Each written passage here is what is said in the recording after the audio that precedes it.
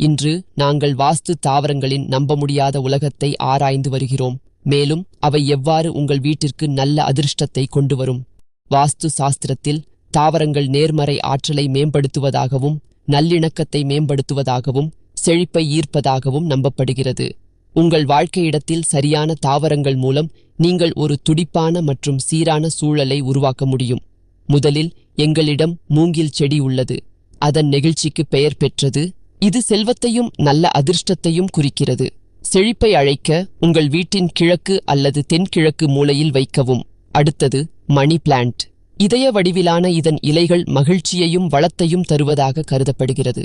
அதிகபட்ச விளைவுக்காக அதை வாழ்க்கை அறையில் அல்லது ஜன்னல்களுக்கு அருகில் வைக்கவும். அலோவேரா பற்றி மறந்துவிடாதீர்கள்.